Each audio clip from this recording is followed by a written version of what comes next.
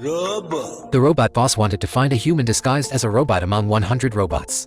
He picked up a machete and searched everywhere, but he couldn't find the human. Little did he know, the real human was right beside him. The man was sweating cold sweat out of fear, but thanks to his strong mental fortitude, he wasn't discovered. To quickly find the human among them, the boss came up with a good idea. He had all his subordinates continuously turn their heads. Not long after, the man gave himself away. The boss was overjoyed at the sight. He finally found the human. He shoved the gun straight into the man's mouth, ready to kill him on the spot. However, just as he was about to pull the trigger, a large group of soldiers rushed in and started attacking the robots. Seeing this, the robot boss quickly had all his subordinates form a sphere. This move left the soldiers on the scene dumbfounded.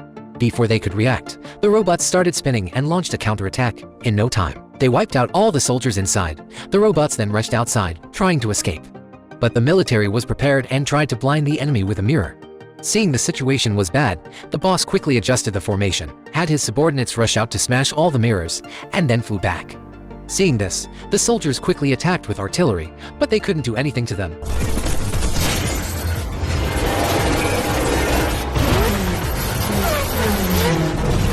Seeing the military still attacking, the robot boss was completely enraged. He transformed into a more terrifying form. He combined all the robots into a 100-meter-long steel python, ready to launch a more fierce counterattack. This is a steel python composed of hundreds of robots. Faced with the humans' fierce artillery attack, the robots were not weak. With their flexible bodies, they bit the military's helicopter and prepared to smash it.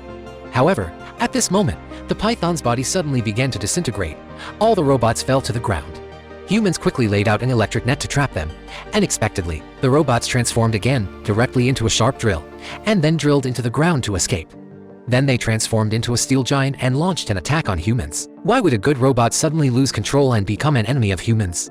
It turns out that a few months ago, scientist Vossi, based on his own appearance, made a smart robot that looked exactly like him and named him Seventh Brother. Because Seventh Brother's parameters and performance were excellent, he received a lot of praise as soon as he was released. This also aroused the jealousy of another doctor, Dashin, because the robot he invented was not only clumsy but also often made mistakes. So, he found Vossi and wanted to understand the core technology of Klauser, but was rejected by Vossi on the grounds of confidentiality. This made Dashin hold a grudge. Not long after, Vossi took Klauser to participate in the evaluation. Once the evaluation is passed, Klauser can be handed over to the army to enhance the army's combat effectiveness. In the end, after a round of assessment of Klauser, all the experts expressed their approval. But only Dashin objected and prepared to start finding faults.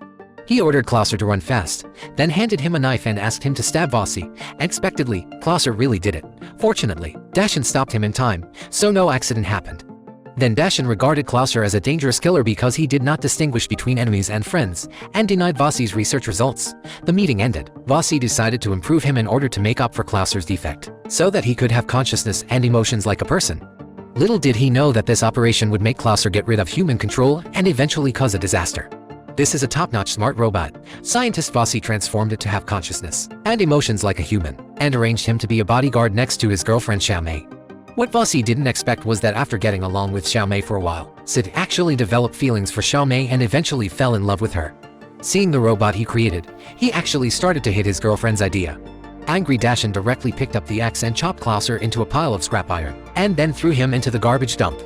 Unexpectedly, Dr. Dashin learned of the news and secretly came to the garbage dump and picked up Klauser. He then started repairing him and implanted a destruction chip in his body, giving him powerful destructive power. Knowing that Vossi and Xiaomei were about to get married, Klauser directly broke into the wedding scene and prepared to forcibly take Xiaomei away.